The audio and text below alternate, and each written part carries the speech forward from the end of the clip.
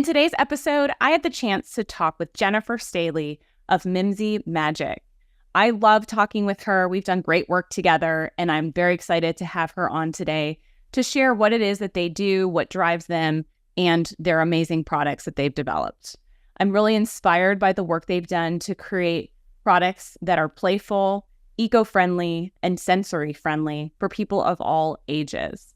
In today's episode, we go through their mission, their goals, and how to bring that into their site so people can learn about them more quickly and ultimately purchase these products when they're a good fit. Let's jump in.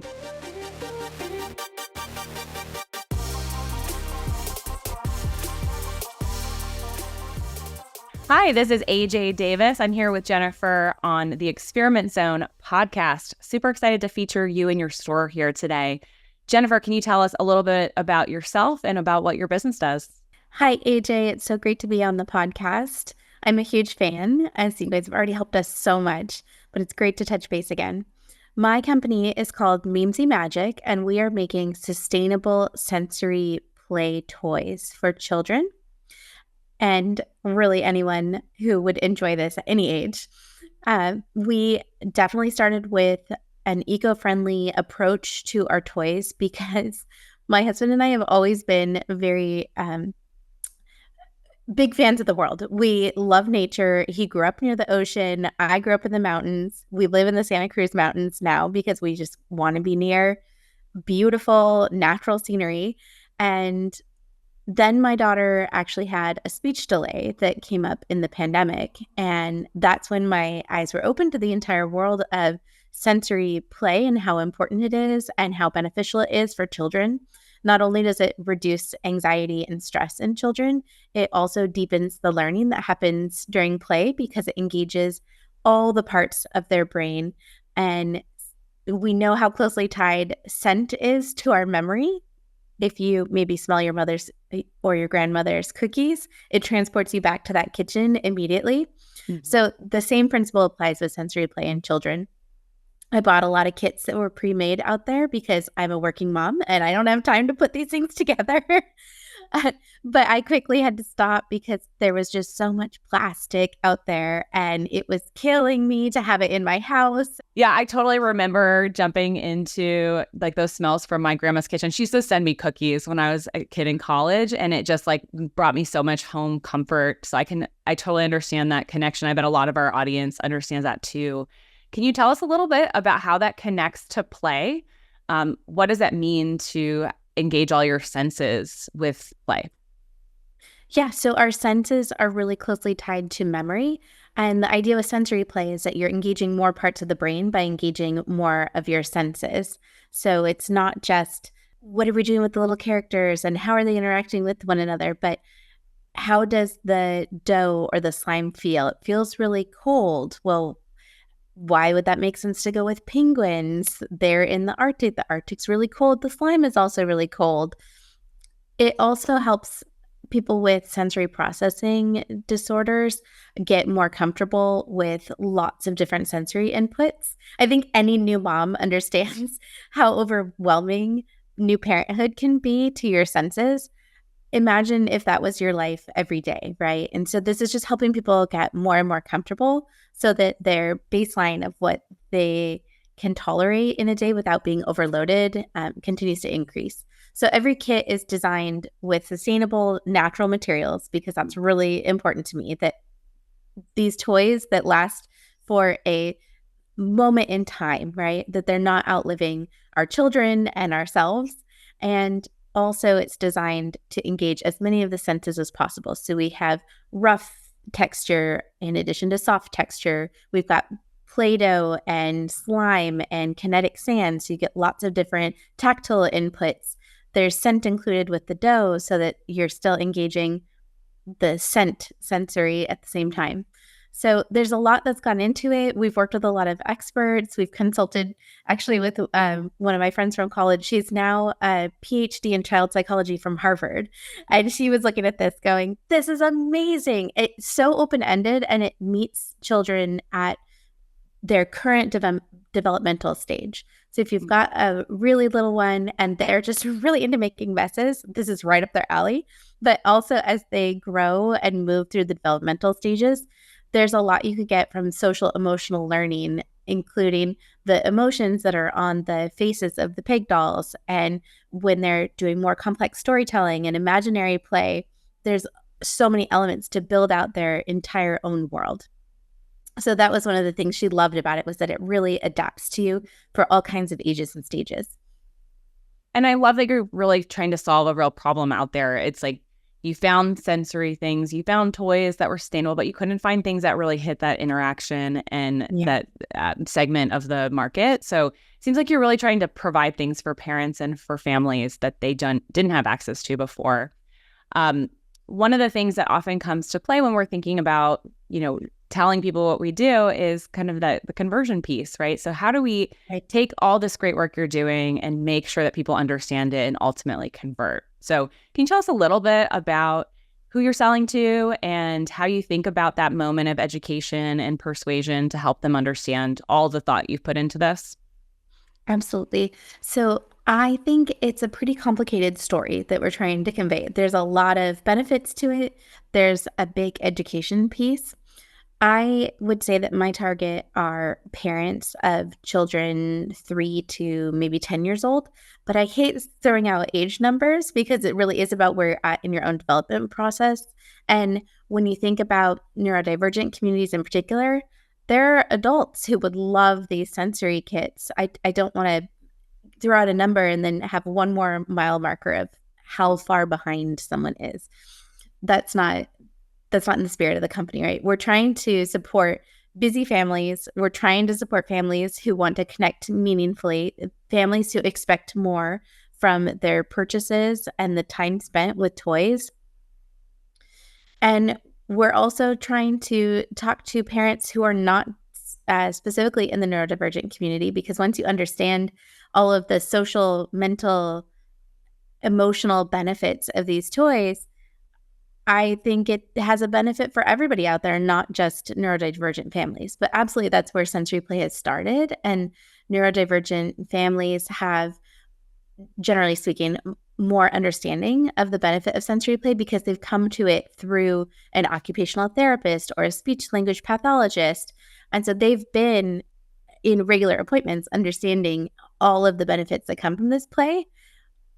But once you know about it, how would you pass this up when you're evaluating toys forevermore, even if your child is not in the neurodivergent community? Yeah, so it's almost like you have two audiences to speak to, folks who already know it and embrace it, and folks who will really understand it once they can really dive in a little bit deeper to it. Exactly. As you were describing that, it reminds me of something that comes up in our work a lot, which is around ADA compliance for websites and for e-commerce stores. And one of the things I always like to tell people, which sounds pretty similar here, is that yes, those guidelines exist for specific audiences and specific needs, but ultimately those same guidelines serve everybody. So having high contrast on your text versus the background mean things are readable and legible for everybody. And so I think that's the same kind of idea you're working with is, yeah, there's some people who really know the details of why this sensory play is important and want to know maybe some other parts of why your sensory play is different or better than other options in the market versus other people who are just learning. So I'm excited to look at your site together and see how you're balancing that challenging message there. Anything else our audience should know about what you're offering and who you're helping before we dive into taking a look at the site? I was a women's studies major. So one thing that has always been top of mind for me is to not put people into a box prematurely.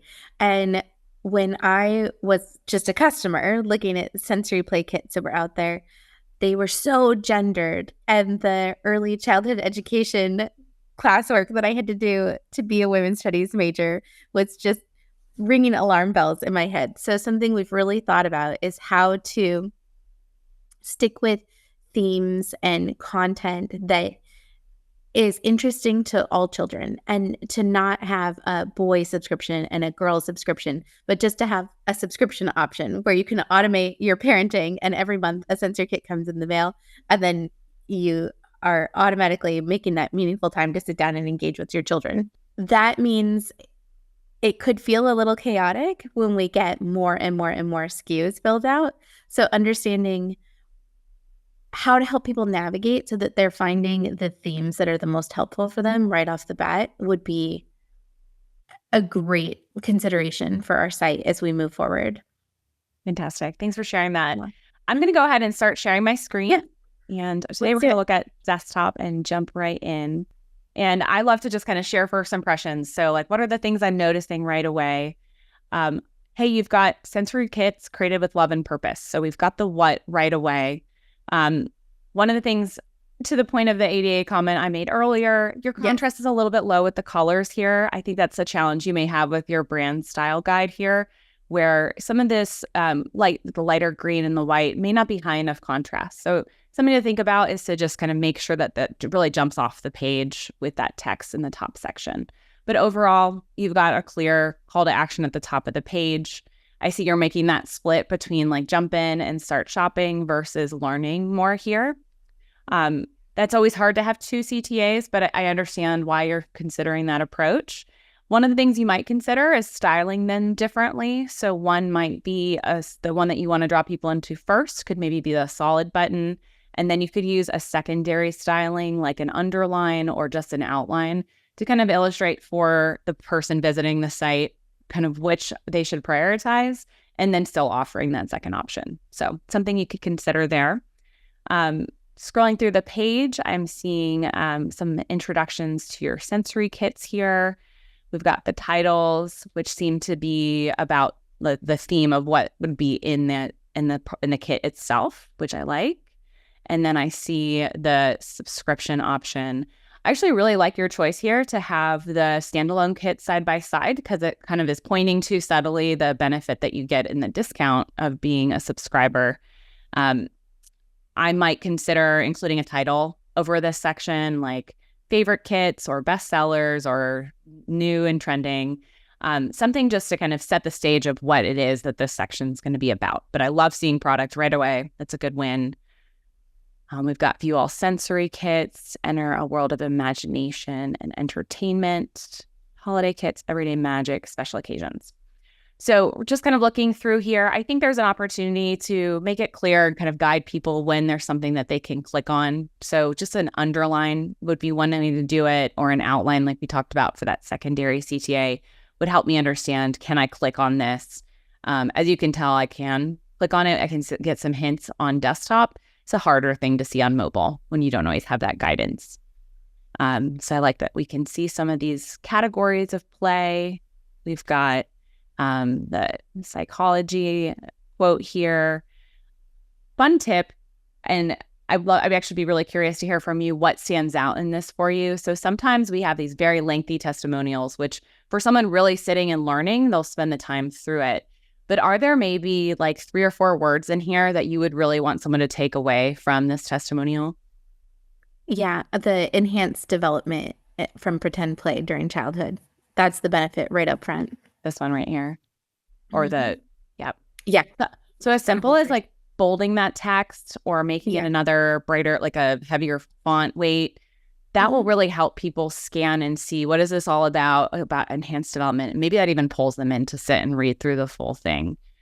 Great. Sometimes I'll see it done where you'll have one part of the sentence in larger text that you want to stand out, and then sort of a follow-up on the right side or underneath. So a couple of styling options there, but really to draw someone into a lengthier piece of text, we want to draw attention to a subset of it. Shop all sensory play. I've got our nice button there. I'm seeing some more kits down here and some definitions. So I'm feeling kind of like there's some good repeated things to potentially draw me in. I'm seeing a couple different kits as I go. It is pretty text heavy, and I'm wondering if part of the motivation there is to help from an SEO perspective. Is that part of what that's fulfilling? Yeah, it is. It's also just the result of how business is always a little messy. Mm-hmm. When we first started, we only had a few SKUs, so we spent a little more time explaining all of the thought that went into the kits and really leaning into the educational piece of all of the benefits. But We keep introducing new kits all the time.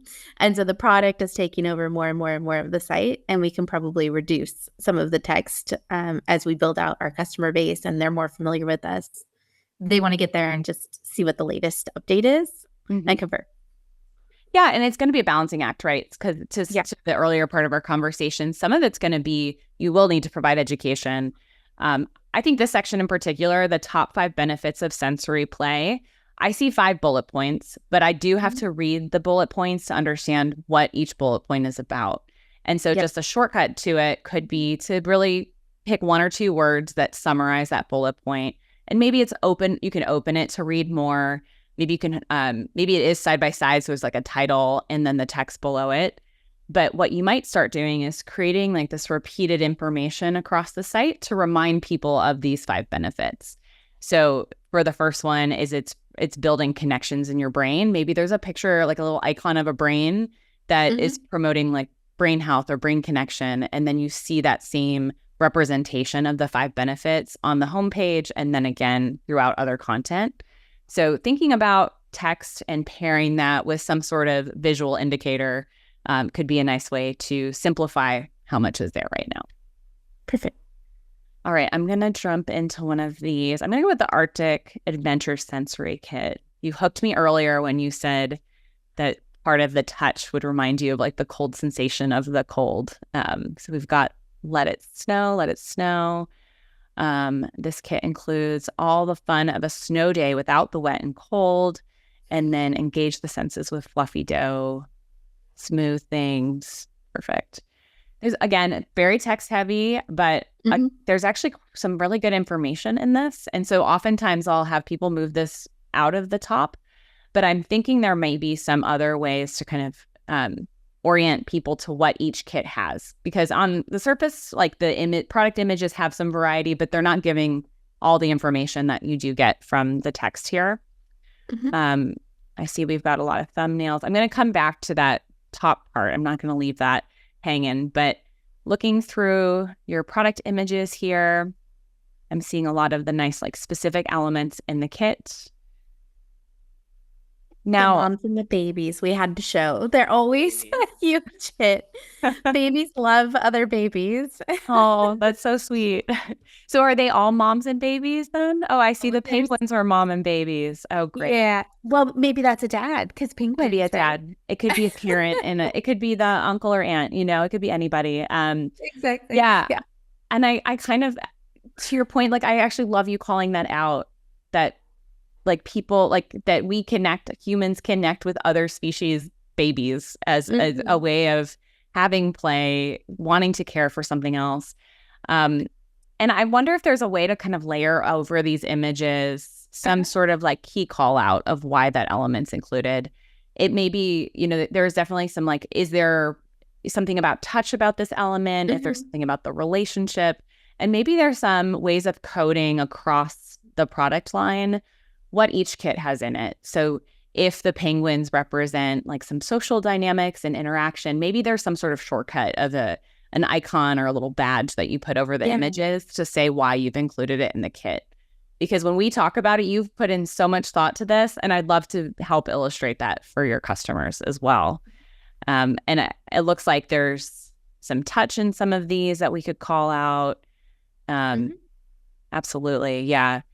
And I'm having a little trouble interacting with the images, so I do want to mention that as I scroll up and down, I do have a smaller MacBook screen, so I'm on the small end. Some people may see these on their screen when they go, but one of the things we want to do is give people an option to navigate different ways if they either can't see it or have a preference.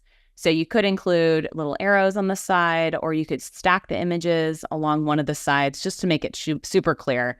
There's a lot of information here, and for folks who want to read it, it's on the right. For folks who want to see it, it's on the left. And I think that kind of speaks to your brand as well, right? This sort of, we provide lots of ways to get to things. And I can imagine some of the icons over the images I talked about being reflected as we're talking about the description, right? Which senses are engaged? What are the things that are doing it? Actually, I'd almost love to see a section on each page that talks about the senses. So perhaps like you have right now additional information and reviews, maybe there's a tab or a section that says like each of the senses are spelled out, and under each sense it says why that kit or how that kit works with each of those senses. What do you think about something like that? I think it's a great idea. Absolutely. We have included with each kit, which I just put together that we didn't really include this on the website. So I will take that as a homework assignment. But with each kit, on the underside of the lid, we actually have a QR code that opens up to a digital experience that enhances what you have in the kit. So our Santa kit, for instance, has jingle bells included. So there is a fun sound element. But we really thought hard about how to include more sound with each of the kits if people desired that. And so in that digital experience is a guide that was written up by an early childhood education expert, giving you a lot of that information about here's what your child, you may be observing these things from your child, and here's what's happening in their mind as they're learning these skills. She also has some tips for how caregivers can lead in the play if things start to slow down, the child's not as interested, how to keep it fresh, right, and engaging. And then we also have the ambient sounds that are included that go with each kit. So with this Arctic kit, there's the sound of footsteps in the snow, the little crunch, crunch. None of it's meant to be loud and assaulting to your ears, right? It's all supposed to be really quiet and peaceful and serene, but it goes along with the theme of each kit, which it crossed my mind once that I needed to put that on the site, and then your to-do list just grows as a business owner. It does. So and sometimes just having these discussions, right, it highlights like, oh yeah, that exactly. is the thing. That's such a huge value add. Yes. And I think I would challenge you to also think about the inverse relationship too. So, hey, we're having a play date. Maybe the parents are there together and they're hearing the soundtrack. What if there's some way to kind of nudge them back to the site? And maybe it's not as explicit as like saying the brand name, but maybe within the kit, there's something that's like this goes with such and such kit, or get the soundtrack, share the soundtrack with someone else. That's a great idea. I could imagine like having a blog post for each of the soundtracks, if that's available publicly anyway, talking about the soundtrack and then pointing people to the products that are nicely paired intentionally with it. And that could be a just nice like way to connect people who are looking for, maybe they're just looking for nice, peaceful sounds to have on when their kids are playing. And then they might come in and go, oh, there's a whole bunch of other things that go hand in hand with this. So sometimes it's those soft introductions that can help educate and help expose people to the brand. Every single episode goes by so fast. I hate to stop our conversation, but I am going to ask you my favorite question, which is, what are the 3 things you're going to take away from this conversation about conversion today?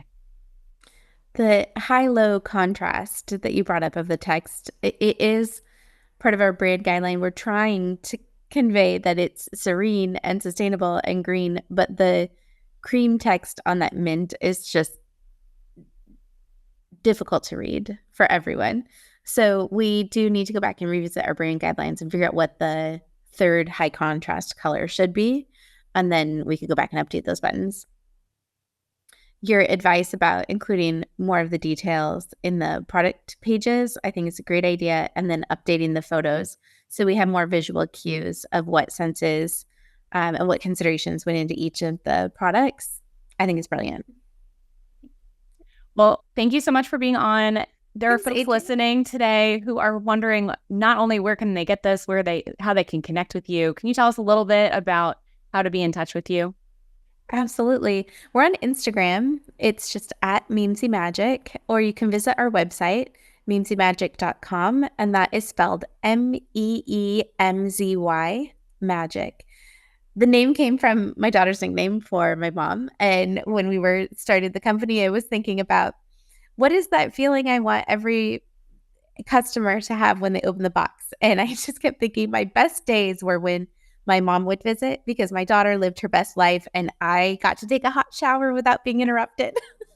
And I want that feeling for all of my customers. So meemzymagic.com is where you can buy our product.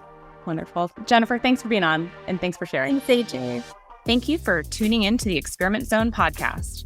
You can check out more episodes on YouTube, Apple, Spotify, and your favorite podcast apps.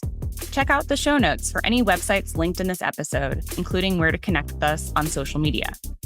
We appreciate you tuning in. Remember to like, subscribe, and turn on your notifications so you'll be updated of each episode release. And visit us at experimentzone.com for all podcast updates as well. Appreciate you dropping by.